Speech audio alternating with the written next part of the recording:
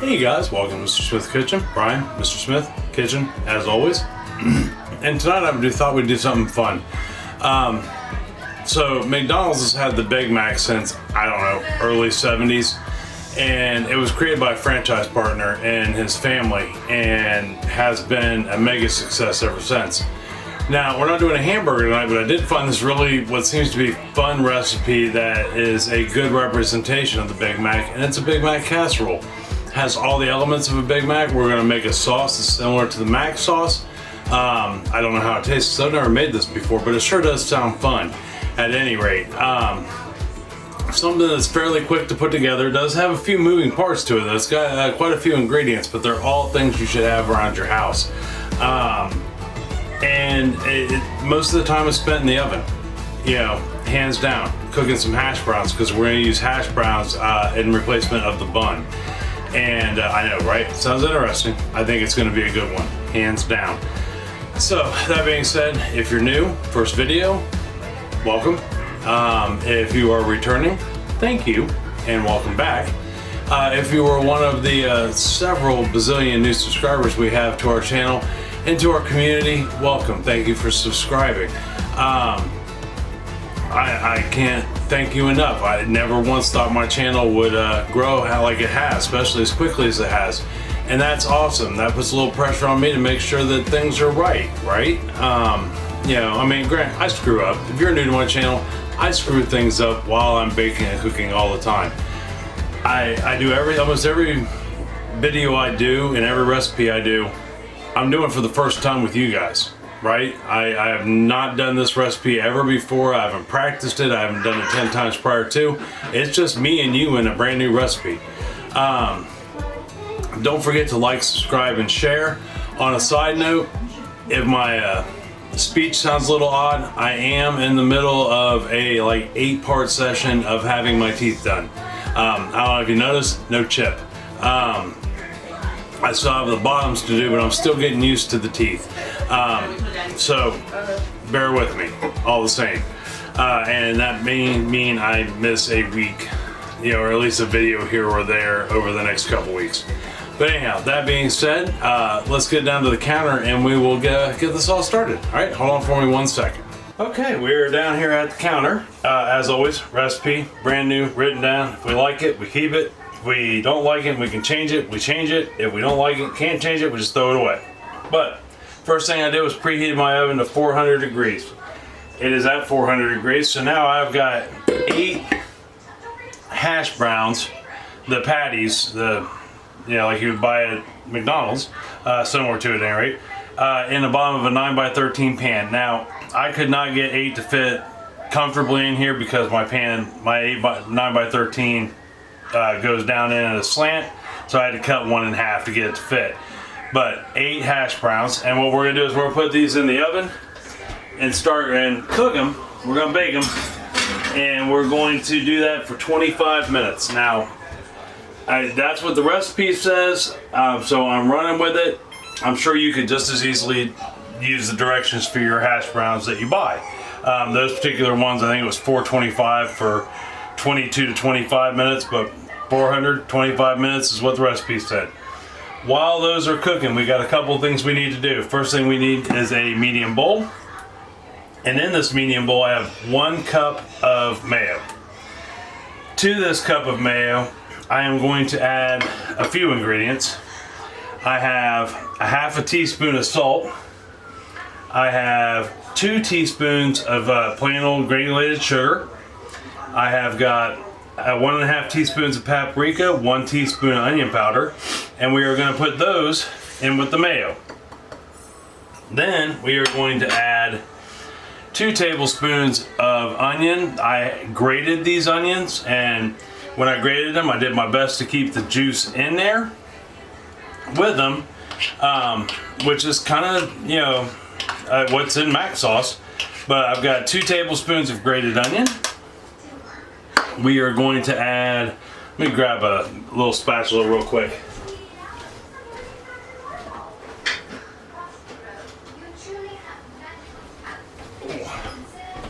Or a medium spatula real quick. I have 2 tablespoons or 2 teaspoons of plain old yellow mustard. we're gonna put in there. And then here's where I deviated from it a little bit. It called for 2 tablespoons of pickle relish. Yeah, 2 tablespoons of sweet pickle relish. I'm using sweet pepper relish. Just 'cause I don't have any pickle relish, but I got lots of homemade pepper relish. And it, for the most part, tastes exactly like pickle relish. So, but 2 tablespoons of pickle relish, 2 teaspoons of white vinegar, and I believe that might be it. Salt, relish, vinegar, sugar, mustard, paprika, onion powder. Yep. So now we're just going to mix this together and then we can set it aside. Alright, we got it mixed together. Looks pretty much like mac sauce to me. I'm going to try it there to see what it tastes like. Tastes like mac sauce. And now we can just set this aside. Oh, we'll set it back here. Alright. Oh. Sorry about that. I had to look at my camera. So now, let me widen the view a little bit here. Whoop. Bring it up. So now we gotta make the hamburger. So hold on for me 1 second. Okay, sorry about that. Told you, I'm not always prepared. I'm normal like everybody else. I've got 1.5 pounds of hamburger right here. I've had my skillet warming up, and I've got 1 tablespoon of olive oil in there. It's been heating. So what we're gonna do is we're gonna brown our hamburger. Now he said in the original recipe to let this go untouched for 3 minutes, and then start crumbling it till it's almost cooked. Because we're gonna add some stuff to it that need to cook for just a couple minutes with it. So when I come back, this will be almost cooked, and we will add some more stuff. Hold on for me 1 second. Okay, so we're almost cooked. Let me bring you in just a little bit so you can see a little better what's going on. Whoa.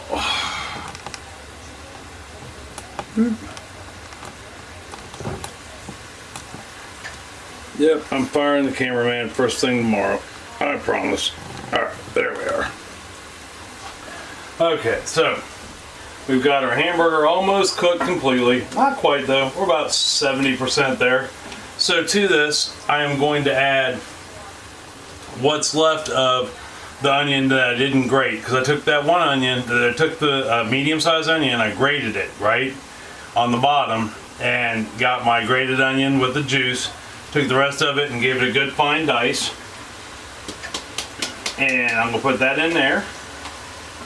And to this, I'm going to add 1.5 teaspoons of salt that you can't see, there you go, and a teaspoon of pepper.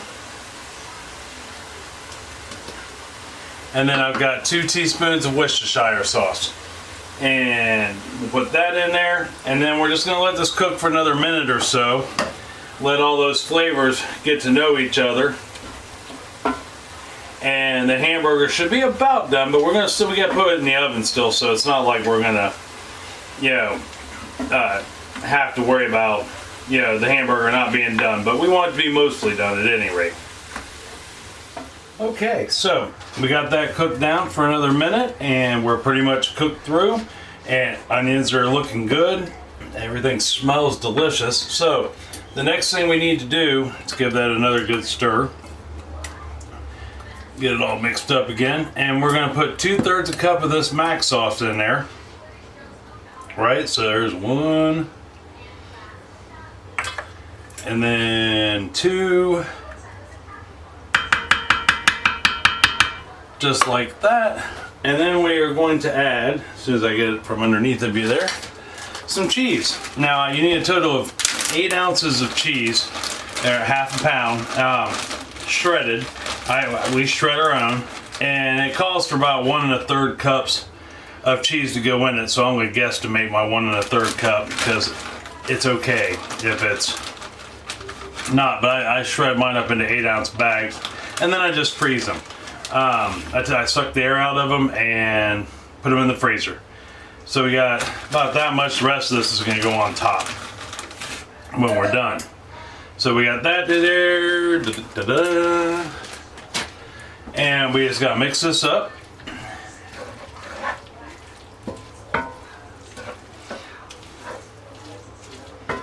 And then once we get this mixed up, we just simply have to wait on our hash browns to come out of the oven. They've got about 5 more minutes. Now, the reason why that went quickly and I didn't time it very well was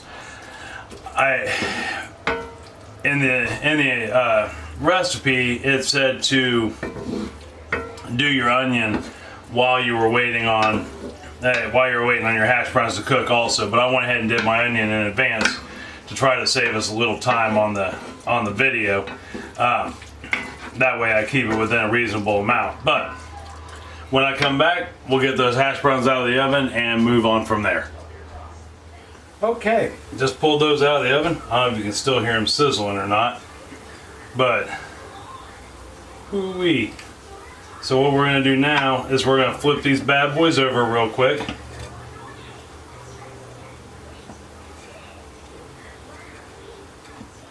Okay, we got them flipped over. So now we're gonna take our mix here and pour it over the top of it, just like such. And get my rubber spatula there, and we can scrape out all that goodness that's stuck in there. There's that. Set that down there. Now we haven't turned our oven off yet. We still have it going 400 degrees. And I will say my hash browns shrunk down a little bit. That was kind of a plus. And now I know if we make this again, if we decide we like it, we will just leave the hash browns whole, and then that way when they're shrunk down, they'll fit 8. It'll be easy, right? Alright, so we got that there. Just like such. Moving along, next step. Now all we have left to do is put 2 ingredients on. We're going to add some more cheddar cheese. Matter of fact, we're going to add the remainder of this bag. So if we had 8 ounces, we probably put 6 ounces in there, 5 ounces in there. Now we're going to put the remaining 2 or 3 on there. I mean, here's where, even though we're trying to make something that tastes similar to the Big Mac, made by McDonald's way back in the day, and still created by McDonald's. It's probably one of their biggest selling sandwiches and has been for decades. That franchise partner really had something good going on there. Alright, so we got that on there. And the last thing we need to put on is a couple of teaspoons teaspoons-ish worth of sesame seeds. Because, I mean, what's a Big Mac without a sesame seed bun? So we gotta have some sesame seeds to go in there. Now you could probably, like, if these bother your teeth or whatever, or you don't care for sesame seeds, you could probably leave them out. I know there's people out there that just don't care for them. So we got that like that, right? So that is completed as far as the dish goes. So I'm gonna put this back in the oven right quick. We gotta get that cheese melted on top of there. I'm telling you what, this smells amazing. It's just absolutely amazing. There is that. And we're gonna put that in there for about 10 minutes until that cheese is melted, getting golden, and it's bubbling on the sides again. That's what we're looking for. So when I come back, we will have that out of the oven. We're gonna let it sit for 5 minutes. So when I come back, we'll have already sat for 5 minutes to simmer. We don't want to melt our face. And I'll have it out of the oven, and we'll try it. Add some toppings and try it. See you here in just a second. All right, well, here we are. We're out of the oven. It has been sitting for a few, but it's still warm. That's no lie, but there is our finished product. And it doesn't look bad. I think it could use another layer maybe or something. Big Macs are like double cheeseburgers with triple the bun. but that's all right. So we've let it cool enough that we should be able to eat it in theory, at any rate. So we'll go ahead and I'm just gonna get a little bit because I'm testing a lot of new here. I haven't eaten a whole lot since having the work done on my grill, so to speak. So we'll go ahead and get some in here. Although it's been, you know, not bad, not bad. Get that. I suppose I could have probably put it on a plate, but it just seemed like it would be better in a bowl. And then to top this off, we want to take a little bit of lettuce. I've got some shredded lettuce here. Now you can buy your lettuce pre-shredded, or you can save yourself like $1.50 and just buy a head of lettuce. That's what we did, and pre-shred it for you. And then I've got some homemade hamburger pickles, the pickle chips for hamburgers. Throw some of those on there, because what's a Big Mac if it doesn't have pickles? And then I've got some more that I've got what's left of the mac sauce. I just put it in a squeeze bottle so I can put it on top here. Well, if I can get the one piece of relish out of there. There we go. All right. And there, my friends, is our finished Big Mac casserole. So all we have left to do now is give it a try, right? Right. All right, so get you back up here. And I'm going to use a spoon with this, although I suppose you could use a fork. I know I've asked this question off and on throughout the last few years, but which are you, fork person or spoon person? Chris is a fork person. She uses a fork for everything. Doesn't matter what, it could be soup, she's using a fork. I'm a spoon person. I use a spoon for a majority of things. But which are you? All right, well, let's give this a shot. Pickles, lettuce, Big Mac, hash brown. I know it smells great. At any rate.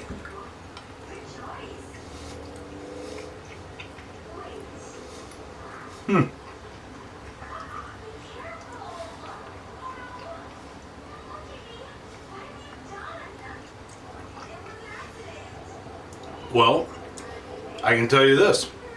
It tastes like a Big Mac. That's really good, and that was fun to make. I'm gonna eat me a little more piece.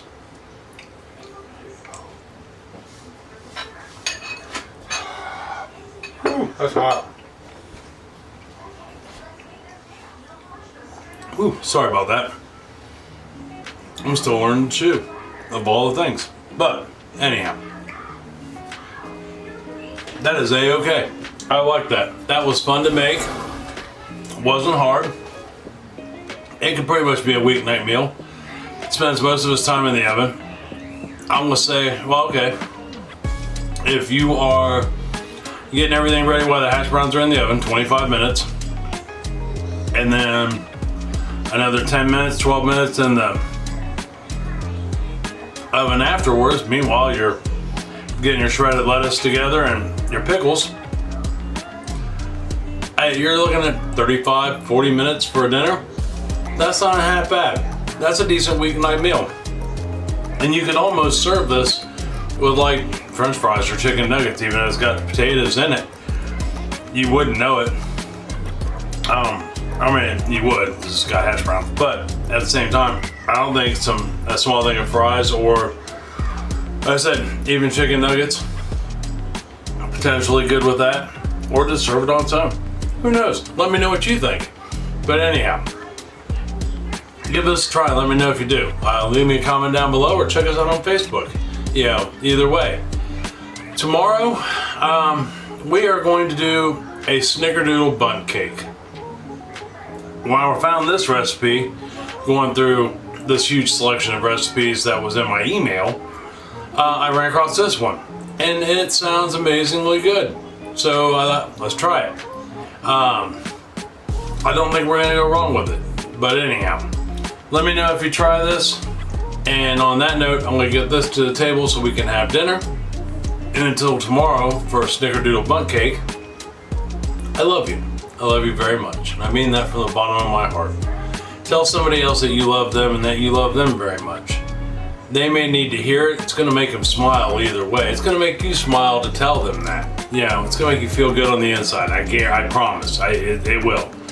And if you make them some of this Big Mac casserole and invite them over for dinner, it is going to lead to a night of good filling food. They're going to leave with a full belly, an evening of conversation, and knowing that they have a friend or a good neighbor. So till tomorrow for Snickerdoodle Bundt Cake, I'll see you then. Love you. Talk to you later. Bye-bye.